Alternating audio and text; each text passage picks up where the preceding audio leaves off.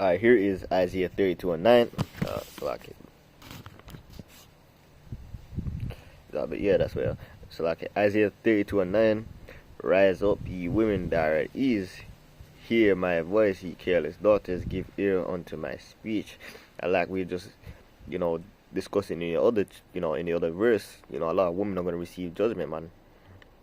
Because when we read the infants dashed to pieces, that means the infants, that means the young children, young children being brought up, man.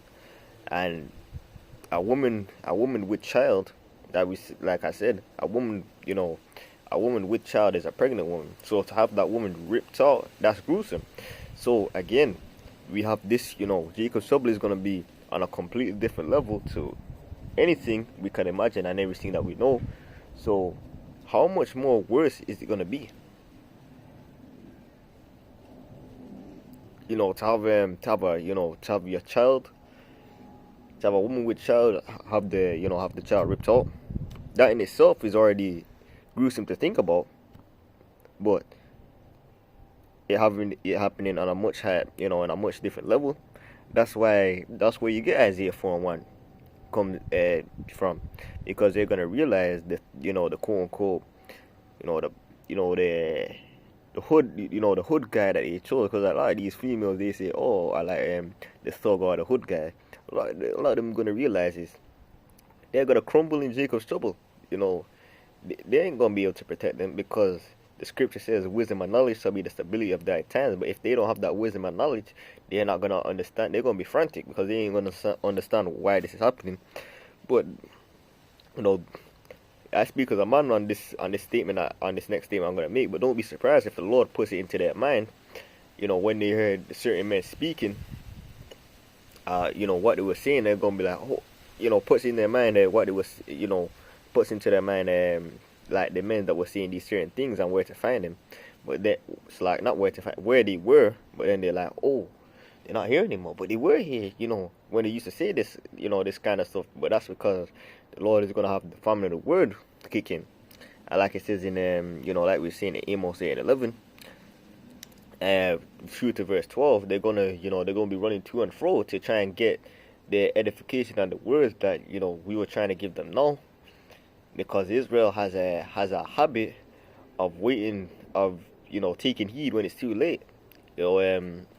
Especially in the time of Noah, which I'm gonna get after I get the next two precepts, or maybe three that I have in mind. But anyway, yeah. Many days and years shall ye be troubled, and that's just talking about you're going to be troubled for a certain period of time, and that's why they're going to try and get men of the Lord. Because if you see the men of the Lord, they're doing good. Because what else does the scripture say? My servants shall eat and my servants will drink, but you shall be hungry and you're going to be thirsty, and you're going to be eating rationed as well. But it doesn't even matter if you have food in your house, because the Lord could have judgment, happen to you, where someone just kicks down your door and just takes your food. And then something happens to that person, and so on and so forth, till that food finds its way to a member of the elect, man. So just because you may have food, don't have faith in your own hands, because the food will not deliver you, because you don't know what could happen. The Lord could have it to where you have to jump out the back window for an uncertain reason, because the times we're getting into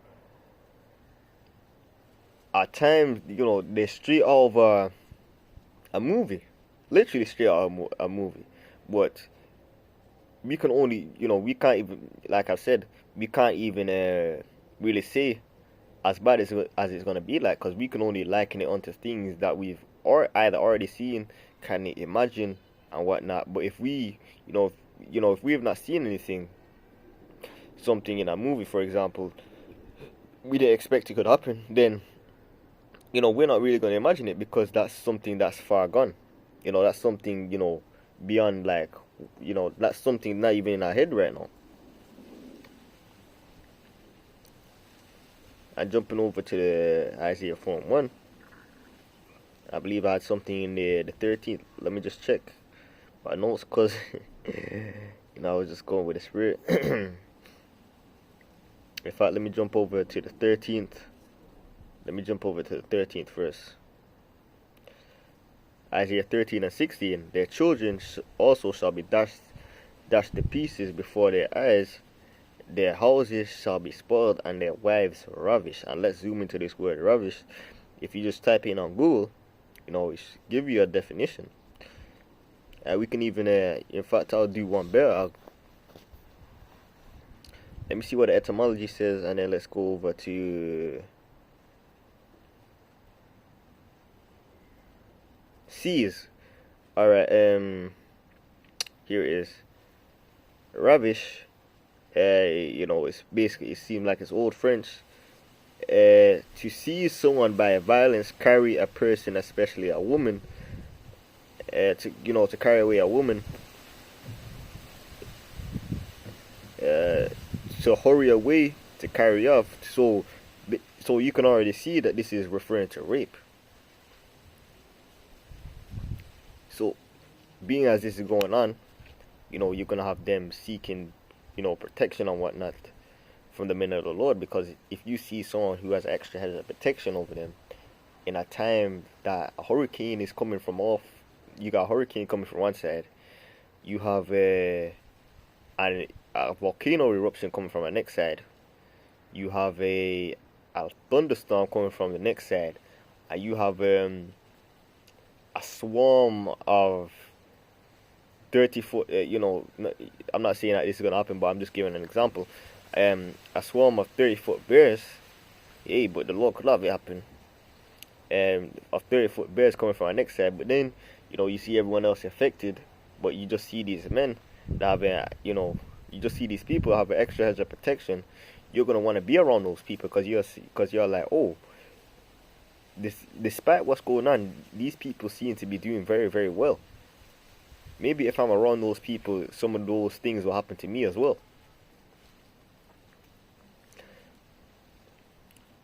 So that's when, they misused the prophets.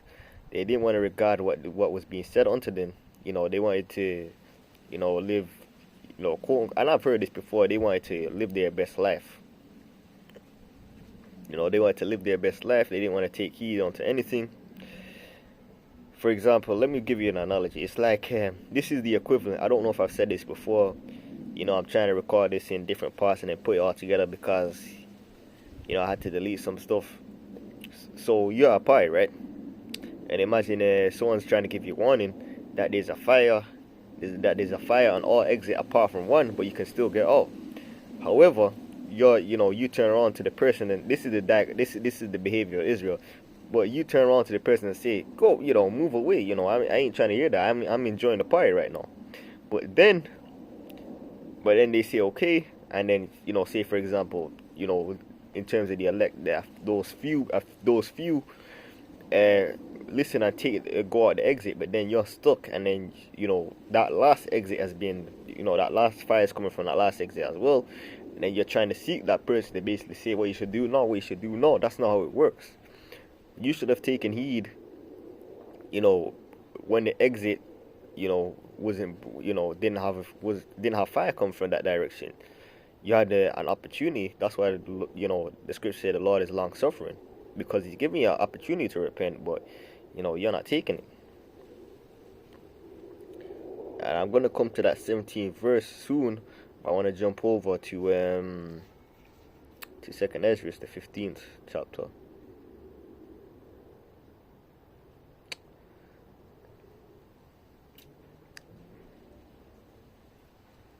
Just bear with me, Hakim. This is 15 and 16. 2nd Ezra 15 and 16. For there shall be sedition among men, and invading one another. And this word sedition, if I'm not mistaken, is synonymous with conflict. In fact, let's Google it.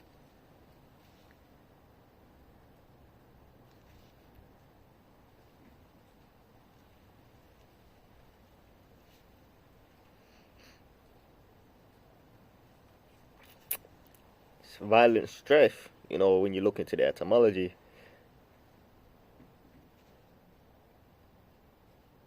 disturbance. Hold on.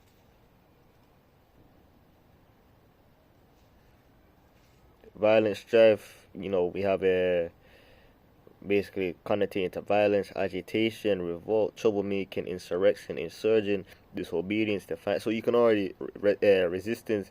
So you can already see. You can clear as day see that this word is basically referencing to some kind of conflict. They shall not regard their kings nor princes. No, this kings nor princes that it's referring to is basically, your prime minister, your governor, your president, basically the one who's in charge, so to speak. Because, not every country has a monarchy. Well, at this time, but of course, if you go back, a little bit, of course, they would have, but I believe, monarchies they got taken down. I believe Russia had the Tsars, and then, you had monarchs in France, but that's a whole different topic anyway. And the course of their actions shall stand in their power. And now okay. As 2 Ezra 15:9, a man shall have no pity upon his neighbor. Like this is a reference as to what I was saying before. It doesn't matter if you have all this food in your house, in the time of Jacob's trouble, and because there's a great famine, so you may feel, you may be puffed out with pride. It doesn't matter how much food you have, because you gotta remember the Lord is the one who's in control. So the Lord could have it to where that's your judgment. 3 people kick down your door and then take all your food. Now you're heavily affected by the famine because the food that you thought you had, you no longer have.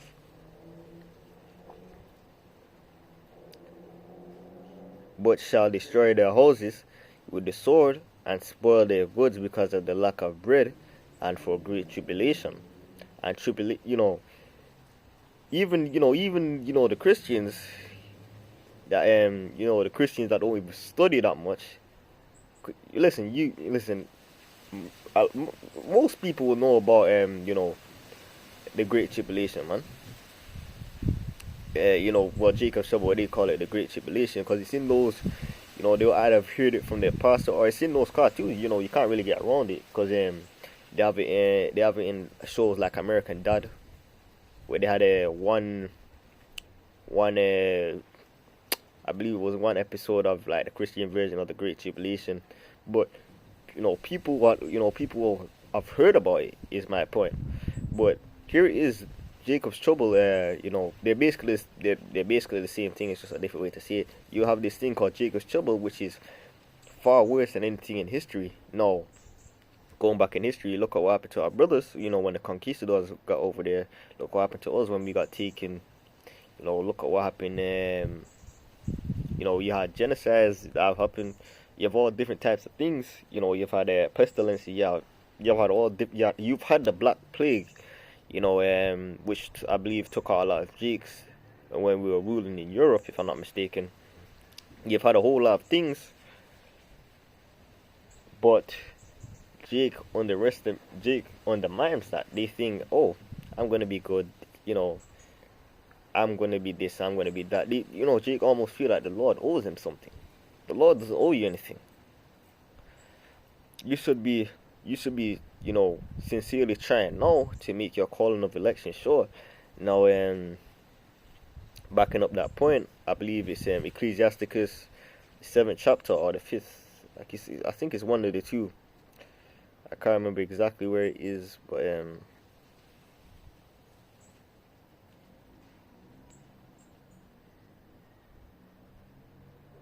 might be Ecclesiasticus 5 and 7. Oh, here it is. Yeah. Ecclesiasticus 5 and 7. Make no turning to turn to the Lord, which means this word turn is referring to when it comes to, turn to Yahweh Hashem Yahushai. Don't drag your feet, man, because, you have all these things that are going on, You have all these things that are going on that are going to lead to Jacob's trouble. You have all these chips in the places. All we're waiting on now is Marcus to really make more of a presence in the news. But, we're waiting for Marcus to be mandated. And, of course, Jacob's trouble. But, listen, all those things can happen fast because look at how the conflict is brewing. Because we know that Russia is going to play a big part.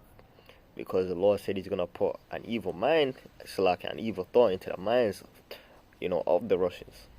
You read about that, I believe I believe it's, if I'm not mistaken, it's Ezekiel the 37th chapter or something, or the 40th.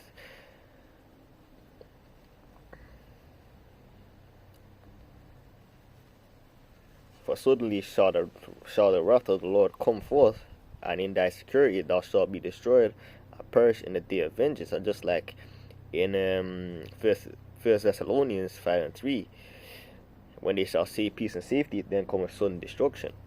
Because these people lower their gods. When these people lower their gods, they're gonna get caught off guard. They don't. Jake don't, like I said before, Jake don't like taking heat. What is that, a helicopter? So okay, Jake don't like taking heat unless something is staring him directly in the, if something hits them point blank in the face. Like in the time of Noah, they were scoffing, they were scorning, they were making fun, they were having jokes. And then when the flood came, that's when they were, you can imagine what they would have been like. They were like, oh, I was already joking with you, I believed you. I like, oh, have a baby, please, let money. They would have been saying all kinds of things. But then, like, would have been saying all kinds of things. But when the window of opportunity was open, you didn't want to take it. But now the window of opportunity is closed. You wanna try and beg and plead. That's not how it works, man. Let me jump back just to Isaiah, because I remember I said I was going to get the 4-on-1. And with all these things going on, that's why, these women, they're going to want to seek, the men of the Lord, because it's going to be like, oh, this, some of the samurai didn't save me. And that's just a term for a hood boy. He didn't save me, so I'm gonna have to find a man of the Lord, because it's gonna be evident in that day that it's gonna be a great humbling in that day. It's gonna be like,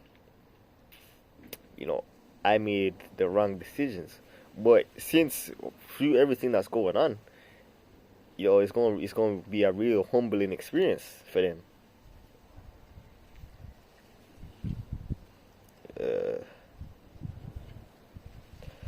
Slacky, just bear with me. Let me just switch over, because with the video that I lost, which I'm doing again, but with the one that I lost, I did Isaiah 4-on-1, so I'm just gonna add it in again.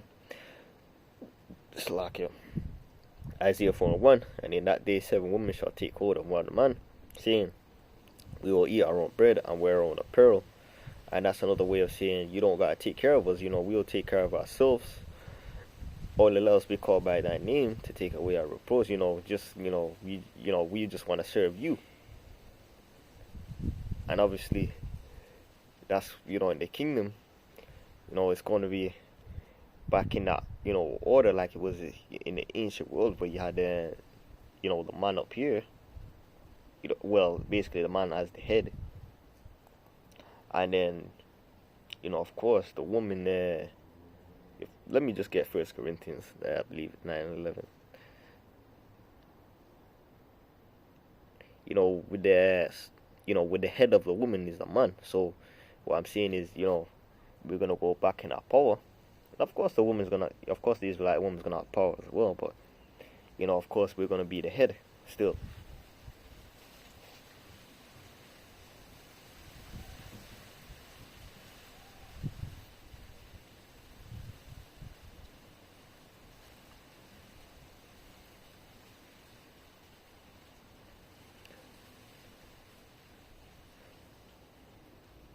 Okay. Okay, here it is. But I would have the head of every man is Hamashiach, and the head of the woman is the man, and the head of Hamashiach is Yahweh.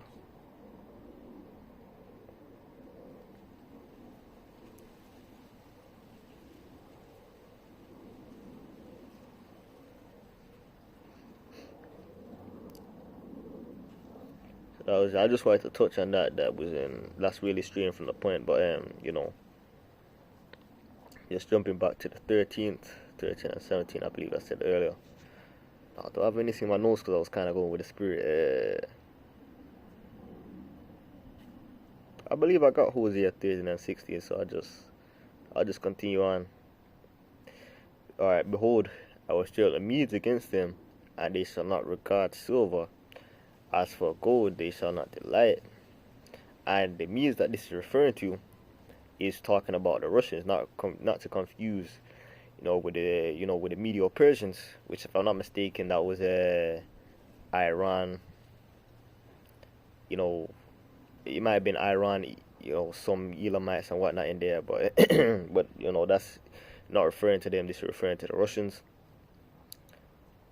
Their bows also shall dash the young men to pieces, and they shall have no pity on the fruit of the womb. Their eyes shall not spare children. Just like we've seen gruesome things happen to children, throughout history. This is saying that they shall not spare children. Which is of course, things that happen in history can be applied perfectly as well. But you really have to take that into account and say, whoa. So if these things, how bad is Jacob's trouble gonna be? Because you've had all types of things that have happened before, and like I said earlier, the path to the road to paradise starts in hell. Because we in hell right now, we on this lower state, we being demonized, we going through all different types of things. Well, eventually we know that our feet are gonna touch the road to paradise, man. I don't want Ratazar we enjoy to the end, because a precept I always remembered. I don't even know if I brought this up before. A precept I always remembered, even before I got into the truth, I was always taught about this precept is the road is not for the swift and the battle is not for the strong, but he that can endure it till the end. So this made me think that, this is not a race. This is a race of endurance, not a race of strength or speed, but of endurance, man. And it's important that you pace yourself. Of course, we all slip up, we all make mistakes, but I myself, I ain't, I know I ain't perfect. I openly admit on camera, I go off, but when I go off, I feel bad. I dust myself off and I try to get myself back into the race, man. Let me check my notes. Matthew, just to mention on my last point with the Russians, with the Medes, because Babylon's prophesied to be destroyed in 1 hour. And it's going to be made, unto like a desert. It's going to be made like a desert. And that is just going to be a monument in the kingdom. It's going to be like, listen, if you mess with the children of the Lord, these people mess with the children of, the children of the Lord, and this is what happened to them. And if, the things that happen in this time, they're going to be told like stories in the kingdom. And the more the further we get into the kingdom, because the kingdom is going to uphold nothing but righteousness, the less this kingdom is going to make any sense. The things in this kingdom are going to make any sense, because it's going to be like, why, like when they chop their rods off and then choose to become women, it's going to be like, was there a shortage of women? Then why did they do that? Were they born a woman? They identify, no. Okay, was there a shortage of women? No, it's gonna be making zero. It's gonna make no sense when you keep telling this story in the kingdom. The further that we get. But anyway, like I said, Russia is gonna be that bear that's leading the charge when Babylon the Great gets destroyed. And like it says in I believe it's Revelation 17 and 16. Let me go there before I get to this. The beast shall hate the whore and shall eat her flesh, I believe, and devour with fire. But let me get to it.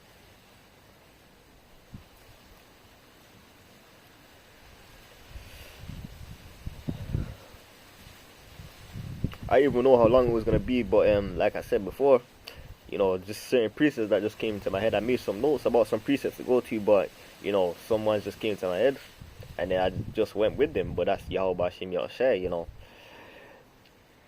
That's just the spirit, man. Okay, Revelation 17 and 16.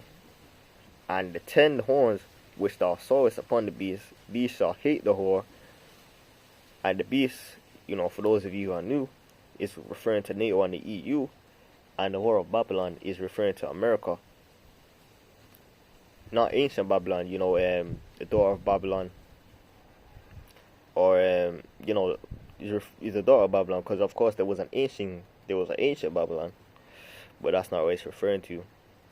I believe the ancient Babylonians were the Kushites, but you can see, different mirrors between, different mirrors, because America gets a lot of its wickedness from, like witchcraft from ancient Egypt. Gets stuff from Sodom and Gomorrah and, the ancient Babylon. That's why America is likened unto spiritual Sodom and Egypt, because you see a lot of correlations, of it getting a lot of wickedness from from those ancient, some of those ancient kingdoms, man.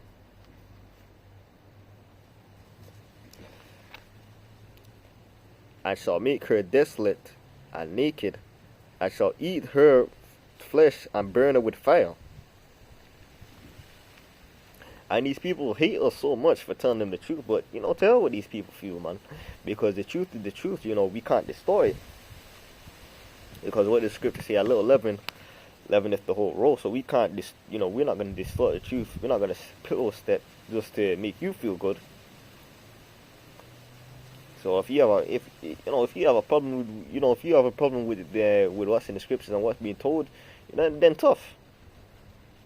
Just take it somewhere else, man. Because ultimately, the what do you call it? What's it called? The main concern is the elect, man. The 2/3, the ones that are not predestined for salvation. Of course, we don't know who is, but if you're gonna act a certain way and not receive, of course, you may not receive it the first time. That's something I expected. But we're not gonna, you're not gonna be forced to get this unless the Spirit has you come back and then ask some sincere questions. Then hey, that's beautiful. But if not, then it is what it is.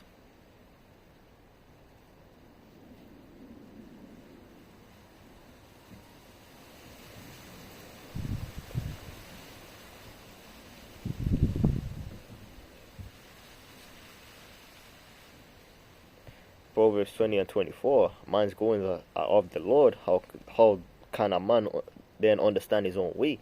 So you may not have these countries may not want to, cast that fury upon Babylon the Great. But when the Lord has it in His time to happen, because like it says in Habakkuk 2 and 3, the vision is set for an appointed time.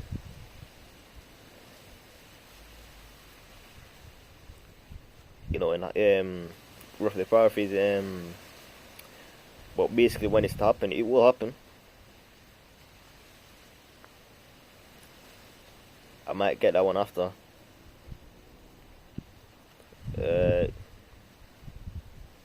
Yeah, but these countries, they're ultimately gonna do it because it's the will of Yahweh Hashem Yahushai.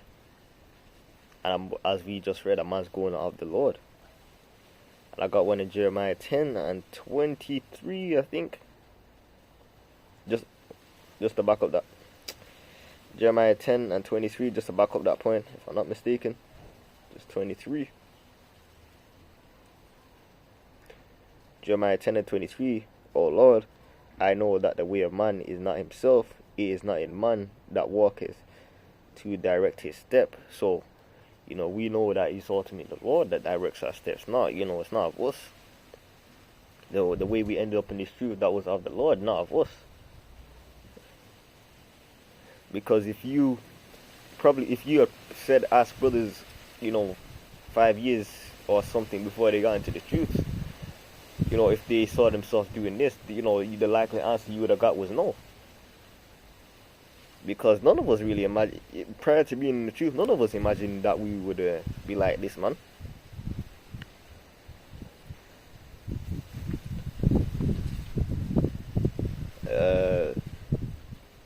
Yeah, I got that one there. Let me just like was referring to the time of Noah.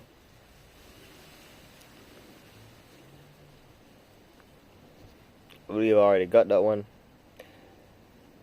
But this is a precept in Romans 8 and 18. Just to make you remember that no matter how bad the walks through hell is, because we know hell is a condition, so we're going to be like on a lower state. So, we may be walking through all different types of things. But you got to remember that at the end of the tunnel, it's going to be things, that your heart desires, man. It's going to be things that, that you can't even begin to put into words. It's going to be things that are going to give you endless joy, tears of joy, which tears of joy is like, I've already talked about this before, but I have to say it again because everything that we say now, it just seems like a fantasy, but we know that it's going to happen because the Lord is not a man that he should lie.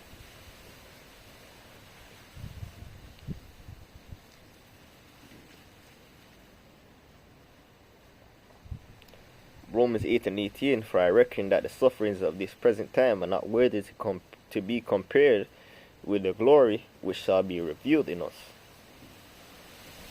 So you're gonna look, we're gonna look back at some of these things that we went through and gonna be just laugh, like I've said.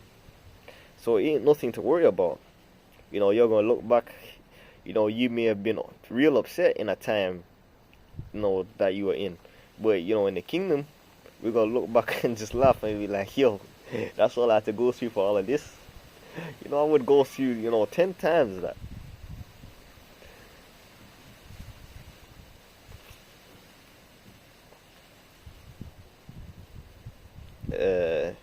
Might close it out soon because, I'm getting towards the end of my notes, so I might close it off with,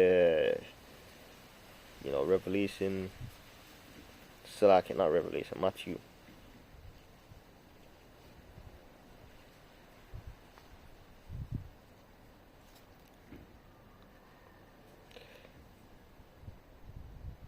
I might just end it off with Isaiah 64 and 4, just to keep things into perspective, man.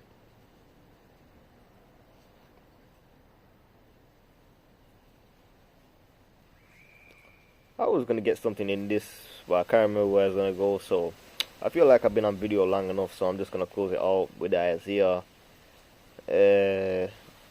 64 and 4. Other one Ratazar, that this lesson has been edifying. Just the Spirit just had this, the title to this lesson. The Lord just had it to where this title just came up to my head. It was I'm just going to entitle it that the road to paradise starts in hell. The Lord just had that video just came coming to my head, and of course I wanted to go live, but things happen, and they said I couldn't go live for 24 hours. So one of my next lessons is definitely I don't want Ratazar. This lesson has been edifying. I'm just gonna close it out with this.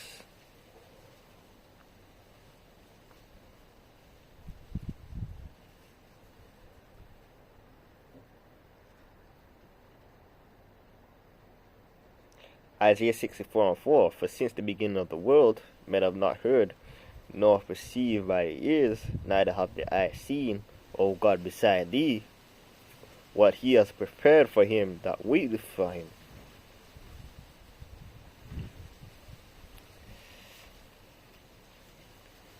Let me just get something in Revelation, just to highlight the type of beauty.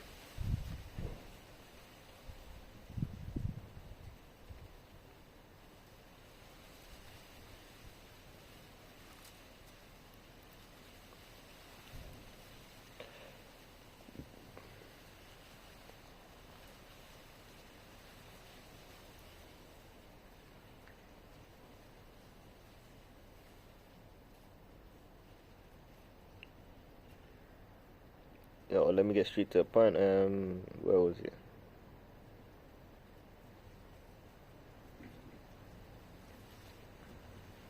Okay, 21 and 18. And the building of the wall was of jasper, and the city was pure gold, like unto clear glass. And you've got to take into account how beautiful the roads are. So these are the roads we're talking about. These are the roads. So if the roads are, you know, gold, if we have gold, literal gold streets, how much more for our infrastructure? Because we're gonna have the minds of gods. Because the Lord is gonna bring us, give us those celestial bodies. So we're gonna be perfect. We're never gonna go off. So you have to imagine, we're gonna be on that high on a level, such a high level. How good is our infrastructure and whatnot gonna be? Because it's gonna far surpass anybody else. Yeah, imagine 100 years into the kingdom, 1,000 years into the kingdom. How advanced is it gonna be, man? The technology is gonna, far surpass anything Esau could ever dream of.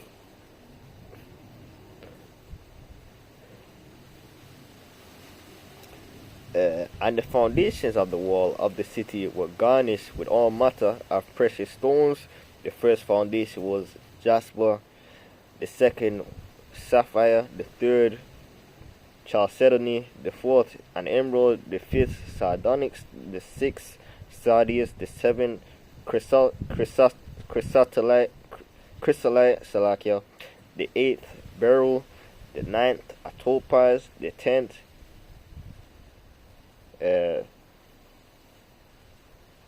chrysoprase, the 11th jacinth, the 12th an amethyst, and the 12 gates were 12 pearls.